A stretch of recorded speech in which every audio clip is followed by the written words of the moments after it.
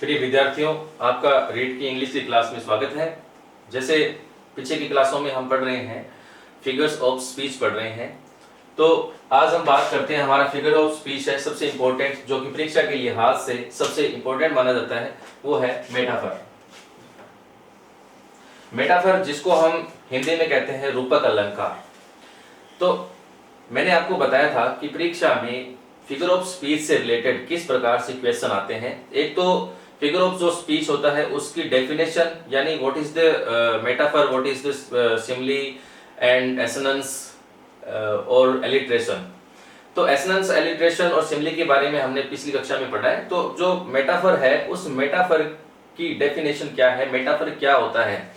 दूसरा इससे related question आता है कि इसके एग्जांपल्स है वो परीक्षा में हमें पूछे जा सकते हैं, और उस एग्जाम्पल के बेस पे हमें ये पूछा जा सकता है कि इस लाइन में, इस एग्जाम्पल के अंदर कौन सा जो फिगर ऑफ स्पीच होने वाला है। देखिए मेटाफर क्या है। मेटाफर जो शब्द है, मेटाफर वर्ड ग्रीक भाषा के मेटा और फेरो से बना है। दो शब्द हमारे पास, एक है मेटा, दूसरा है फेरो। तो इनका मीनिंग है, मेटा का मीनिंग होता है ओवर। मेटा का मीनिंग क्या होता है? ओवर होता है। और फेरो का मीनिंग होता है कैरी। दोनों को हम जब मिला देते हैं, ओवर और कैरी को, तो जो हमारा जो मेटाफर है, इंग्लिश का जो वर्ड है, उसका मीनिंग हो जाता है कैरी ओवर। क्या हो जाता है? कैरी ओवर वर्ड हो जाता है। और कैरी ओवर का मीनिंग है वो क्या होता है? स्थानांतरण करना। कोई भी एक व्यक्ति या वस्तु में जो क्वालिटी होती है, उस क्वालिटी को हम किसी दूसरे व्यक्ति या वस्तु के अंदर क्या कर देते हैं? ट्रांसफर कर देते हैं। ठीक है। कोई भी व्यक्ति की जो क्वालिटी होती है, यानी कोई इंटेलिजेंट है, कोई स्ट्रॉन्ग है, कोई क्लेवर है, ऐसी बहुत सारी जो कोई फाइटिंग करने के अंदर एक्सपर्ट है, तो ऐसी जो क्वालिटीज होती है, वो क्वालिटी हम किसी व्यक्ति वस्तु की दूसरे व्यक्ति या वस्तु में क्या कर देते हैं? ट्रांसफर कर देते हैं। तो हमारा क्या हो जाता है? मेटाफर हो जाता है, जो रूपक अलंकार है। यह एक इंप्लाइड कंपैरिजन है। इस चीज को हमें समझना बहुत जरूरी है। दूसरी बात यह है, क्योंकि परीक्षा में ऐसा पूछा भी गया है कि जो मेटाफर है वो किस प्रकार का कंपैरिजन होता है। तो जो मेटाफर है वो इंप्लाइड कंपैरिजन है, और इंप्लाइड कंपैरिजन को हमें ये जानना जरूरी है कि इंप्लाइड कंपैरिजन क्या होता है। जो इंप्लाइड कंपैरिजन होता है उसमें क्या होता है कि कोई भी व्यक्ति या वस्तु की जो क्वालिटी होती है, उस क्वालिटी का जो कंपैरिजन है वो उसके अंदर अंतर्निहित होता है। जो भी तुलना करनी है, जो भी हमें किसी के साथ कंपेयर करना है, तो वो कंपैरिजन उसके अंदर होता है। यानी कोई भी एक व्यक्ति की विशेषता दूसरे व्यक्ति में मान ली जाती है, यानी उसे ये मान लिया जाता है कि दोनों वस्तुएं क्या है? एक ही होती है। यानी दोनों वस्तुओं में जो सिमिलरिटीज, जो लाइकनेस जो है, वो एक व्यक्ति के अंदर है। वैसा तो एक व्यक्ति का जो रूप, जो क्वालिटी है, वो दूसरे व्यक्ति के रूप में हम मान लेते हैं, वो है हमारा इंप्लाइड कंपैरिजन है। सिमिली की तरह इसमें भी क्या होता है? टू डिफरेंट ऑब्जेक्ट होते हैं। इसमें भी जो हमारे ऑब्जेक्ट्स होते हैं, दोनों क्या होते हैं? डिफरेंट होते हैं। मतलब दोनों अलग अलग थिंग्स और अलग अलग व्यक्तियों के बारे में होगा। और उसके बाद में है कंप्लीट वननेस होगा। कंप्लीट वननेस से मतलब है कि उसके अंदर जो एक व्यक्ति की जो क्वालिटी है, वो दूसरे व्यक्ति के अंदर कंप्लीटली उसके अंदर होगी। ठीक है।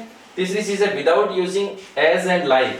जैसे सिमिली में हम कर रहे थे लाइक, एज और सो वर्ड का प्रयोग कर रहे थे। कोई भी लाइंस के अंदर हमने देखा है कि लाइक, एज और सो आ रहा है, तो हमने बिना किसी हिचकिचाहट के हमने उसमें सिमिली मान लिया था। ठीक है। क्योंकि पिछली कक्षा में हमने ये देखा था कि सेंटेंस के अंदर है वो एज आ जाता है, लाइक आ जाता है, तो हमारा क्या हो जाता है? सिमिली हो जाता है। लेकिन इसमें ऐसा कुछ नहीं होगा।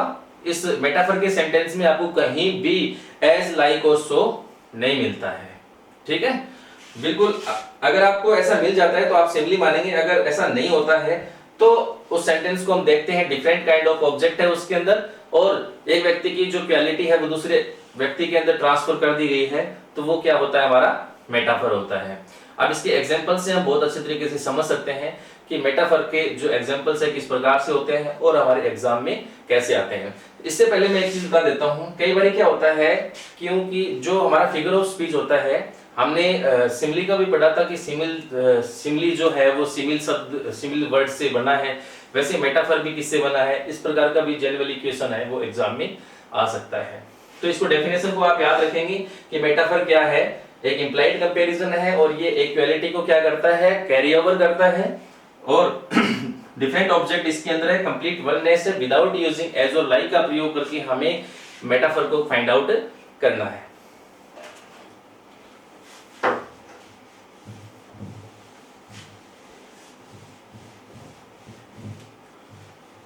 जो हमारा जो मेटाफर का जो एग्जाम्पल होता है वो किस प्रकार से होता है, एक बार देखेंगे। जैसे my life is a dream, example है my life is a dream. तो हमारे यहाँ पे दो क्या है ऑब्जेक्ट्स हमारे पास है, एक ऑब्जेक्ट हमारे पास है माई लाइफ है और दूसरा है ड्रीम है, ठीक है। My life is a dream, दो हमारे पास ऑब्जेक्ट है, डिफरेंट काइंड ऑफ ऑब्जेक्ट है, कहीं भी आपको लाइक एज और सो वर्ड्स आपको नहीं दिया गया है, फिर भी हम देखते हैं कि माई लाइफ इज ए ड्रीम, जो मेरी लाइफ है वो एक क्या है, ड्रीम है। मतलब एक जो लाइफ है उस लाइफ की जो क्वालिटी है उस क्वालिटी को कैरी ओवर कर दिया गया है, किसके अंदर ट्रांसफर कर दिया गया है, एक ड्रीम के अंदर कर दिया गया है कि अब वो लाइफ लाइफ नहीं है, उसका नया रूप उसके दे दिया गया है और नया रूप क्या है, ड्रीम है। यानी जीवन है वो एक सपने की तरह है, एक सपना ही है, उसमें इम्प्लाइड कर दिया है, उसमें अंतर्निहित कर दिया गया है कि जो हमारी लाइफ होती है वो एक ड्रीम है। उसी हिसाब से हम एक दो एग्जांपल और ले सकते हैं, जैसे my brother is a computer, my brother is a computer, मेरा भाई है वो क्या है, एक कंप्यूटर है। इसमें भाई को एक नया जो रूप दे दिया गया है कि वो भाई है जिसको हम देखने के बाद उसे देखते हैं हमारी क्या चीज याद आ जाती है, कंप्यूटर, कि उसको देखते हैं देखते ऐसे लगता है कि जैसे कंप्यूटर जो एक्शंस करता है वो ये माई ब्रदर है वो भी उसकी सिमिलरिटीज क्या कर सकता है, वैसे एक्शंस को कर सकता है। सेंटेंस को देखेंगे, माई ब्रदर को इंप्लाइड किया गया कंपैरिजन के अंदर किसके साथ है, ए कंप्यूटर के साथ किया गया कि माई ब्रदर है वो माई ब्रदर को नया जो न्यू है वो फॉर्म इसके लिए कर दी गई है, वो क्या है, वो कंप्यूटर है, ठीक है। लेकिन सिमिली जो है वो इस तरह व्यक्त नहीं करता है, सिमिली इस तरह व्यक्त नहीं करता, इसमें लाइकनेस और रिजेम्बलेंस आपको नहीं मिलता है, इसमें लाइक एज सो वर्ड आपको नहीं मिलता है। यही सेंटेंस अगर बात करते हैं, एक सेंटेंस लेते हैं और दोनों के अंदर जो कंपैरिजन है सिमिली और मेटाफर के अंदर, उसको हम दूर करने का प्रयास करते हैं, पता करते हैं कि क्या डिफरेंस है दोनों के अंदर, और परीक्षा में किसी भी प्रकार की जो कंफ्यूजन होता है वो नहीं होना चाहिए मेटाफर और सिमिली को लेकर। एक एग्जांपल देखते हैं, he was like a lion, he was like a lion, या इसको हम ऐसे भी लिख सकते हैं he fought like a lion। दोनों वर्ड के अंदर हमने दोनों सेंटेंस में देखा है कि एक वर्ड है जो इसमें काम में है वो है लाइक है, पहले में भी he was like a lion, दूसरा he fought like a lion, यानी लोइन की तरह वो लड़ा है, ठीक है। तो जो सिमिलरिटी जो लाइकनेस है वो किसकी तरह दिखता है, किसकी तरह वो कार्य करता है, किसकी तरह करता है, एक लोइन की तरह करता है, तो उसको लाइक के साथ इस यूज करके इसको कंपेयर कर दिया गया है और दोनों में एक सिमिलरिटी है। कौन सी सिमिलरिटी है कि दोनों जो लड़ते हैं वो एक जैसे ही लड़ते हैं, इसीलिए इसमें कौन सा फिगर ऑफ स्पीच हो जाएगा, सिमिली हो जाएगा। क्या हो जाएगा, सिमिली हो जाएगा। लेकिन यही सेंटेंस अगर हम बात करते हैं मेटाफर के अंदर, यानी इसी सेंटेंस को अगर मेटाफर में किस प्रकार से लिखा जाता है तो वो देखेंगे, he was a lion in the fight, he was a lion in the fight। अब की बार उसको कंपेयर नहीं किया है कि लड़ाई के अंदर वो उस तरीके से लड़ता है, लेकिन अब की बार उसको ही को या जो ही है उसको एक नया रूप ही दे दिया गया है कि वो लड़ाई में किस तरह का है, एक शेर की तरह है, जो एक शेर है। यानी वो अब उसको ही नहीं मानकर हम क्या मान लेते हैं, एक लॉयन मान लेते हैं।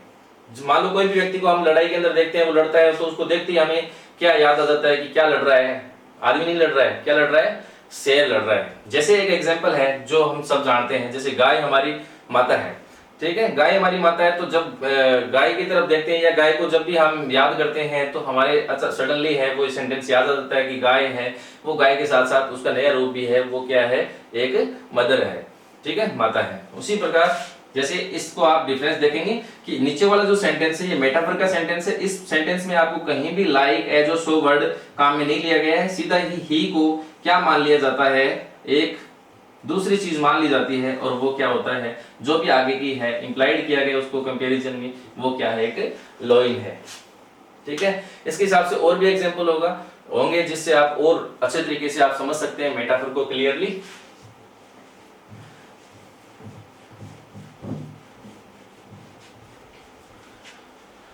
जैसे बात करते हैं the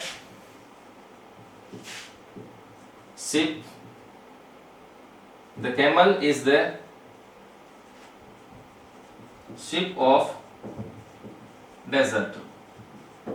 the camel is the ship of desert का मीनिंग है कि जो ऊंट है वो रेगिस्तान का क्या है, डेजर्ट का क्या है, एक शिप है, ठीक है। जो यहाँ जो फर्स्ट थिंग है वो क्या है स्टूडेंट्स, हमारे पास कैमल है, और कैमल को हमने क्या मान लिया गया है, कैमल को हमने मान लिया है ship.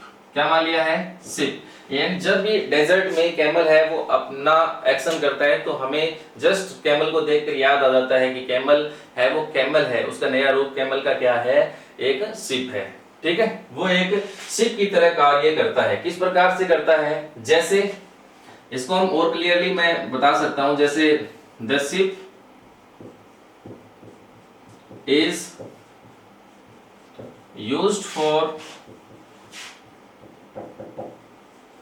crossing the ocean. The ship is used for crossing the ocean। जिस प्रकार से ओशियन को पार करने के लिए शिप का प्रयोग किया जाता है, उसी प्रकार सो the camel is used for crossing the desert। उसी प्रकार जैसे शिप है वो ओशियन को क्रॉस करने के लिए होता है, वैसे ही जो कैमल है उसका यूज किया जाता है कि इसको डेजर्ट को क्रॉस करने के लिए किया जाता है। तो हमने कैमल को क्या मान लिया है, हमने कैमल को मान लिया है एक शिप मान ली है, ठीक है। इसमें मेटाफर के अंदर सबसे इंपॉर्टेंट चीज क्या, इसको आप एक हिंदी में आप इसको अच्छे तरीके से समझना, ये चीज आपको मान के चलनी है कि इसमें तुलना करने वाली दोनों जो वस्तुएं होती है, इसमें दोनों वस्तुएं क्या है, एक ही है,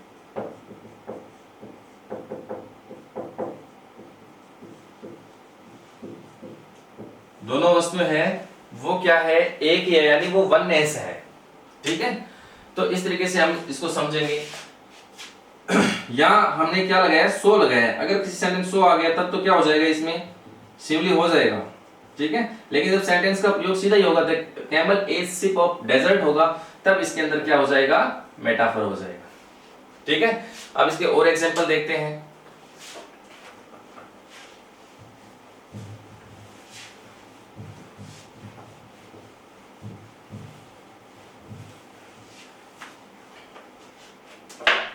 Variety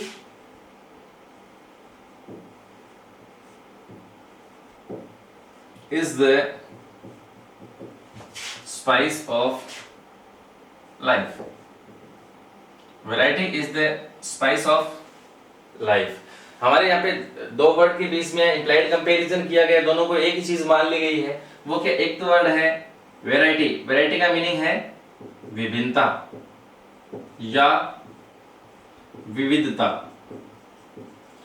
जो वैरायटी है उस वैरायटी को हमने क्या मान लिया है, द स्पाइस मान लिया है। जो वैरायटी है वो लाइफ का क्या है, एक स्पाइस है। अब वैरायटी वैरायटी नहीं है, वो लाइफ का क्या मान लिया, उसे लाइफ का स्पाइस मान लिया है, ठीक है। उसी प्रकार जैसे पिछले एग्जांपल देखा था, तो जो कैमल था वो कैमल नहीं था, वो एक शिप था डेजर्ट का, ठीक है। उससे पहले हमने देखा कि he fought a loin in the fighting, तो वो हमने उसको क्या मान लिया गया था, एक loin मान लिया गया था एक व्यक्ति को। उसी प्रकार से वैरायटी को हमने लाइफ के स्पाइस के रूप में यहाँ पे माना है कि वैरायटी है, वो वैरायटी होने के साथ साथ उसका नया रूप क्या है, उसको नया रूप दे दिया गया है, वो दे दिया गया है लाइफ के स्पाइस के रूप में दे दिया गया है। और एग्जांपल देखते हैं, माई लव इज ए रोज। तो यहाँ पे दो चीजें हैं, माई लव, दूसरी है ए रोज।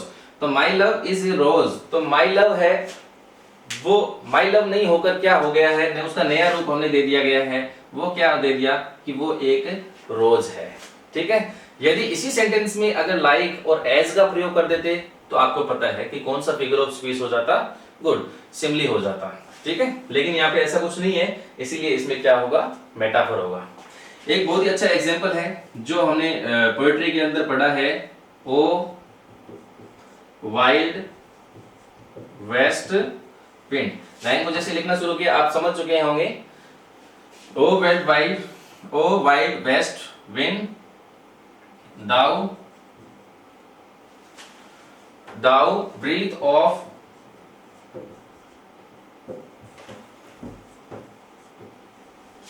autumn's being।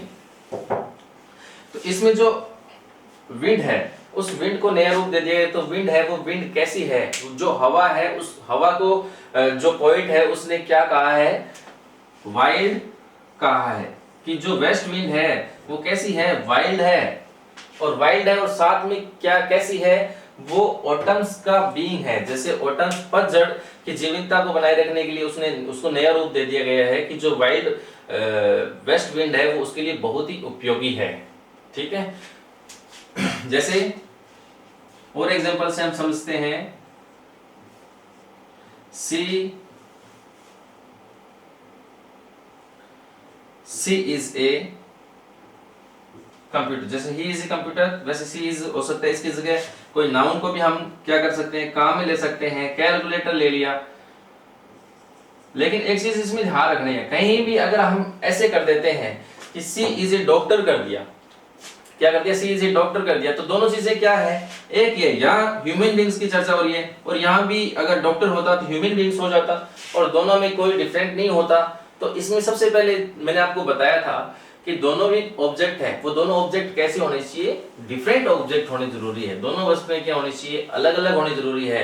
लेकिन यहाँ मेल हो या फीमेल हो, both can be A doctor, दोनों क्या हो सकते हैं, डॉक्टर हो सकते हैं। तो यहाँ मतलब जो दोनों चीजें हैं वो एक ही है और एक है, तो यहाँ पे मेटाफर नहीं होता है। तो मेटाफर जैसे यहाँ मैंने लिखा है सी इज ए कैलकुलेटर, सो तो वो एक कैलकुलेटर है, तो उसको एक नया रूप दे दिया गया है, किसका, कैलकुलेटर का दे दिया है। तो इस हिसाब से उसमें अगर दोनों में डिफरेंट ऑब्जेक्ट है तब उसमें क्या हो सकता है, मेटाफर हो सकता है। लेकिन जब दोनों का ऑब्जेक्ट है वो जब एक जैसा ही रहता है तब उसमें मेटाफर नहीं होता है। तो ये था हमारा मेटाफर रूपक अलंकार है। अब आप इससे रिलेटेड और एग्जांपल्स को आप देखेंगे तो अगर आपको ऐसे लगता है कि इस एग्जांपल्स में आपको कोई भी लग रहा है कि कोई कॉम्प्लिकेशन आपके अंदर आ रहा है, कंफ्यूजन आ रहा है, तो आप उस चीज को आप पूछ सकते हैं, कमेंट बॉक्स के अंदर पूछ सकते हैं। दूसरा है कि जो सिमली है उस मेटाफर है, दोनों की कंपैरिजन को जानना बहुत जरूरी है, क्योंकि कई बार क्या होता है जल्दबाजी के अंदर है वो हम इस सेंटेंस को ध्यान नहीं देकर क्या कर सकते हैं, रॉन्ग कर सकते हैं। ठीक है, मैं दो एग्जांपल आपको और लिखा देता हूं। दोनों एग्जांपल परीक्षा के लिहाज से इंपॉर्टेंट है, बहुत बार पूछे भी जाते हैं।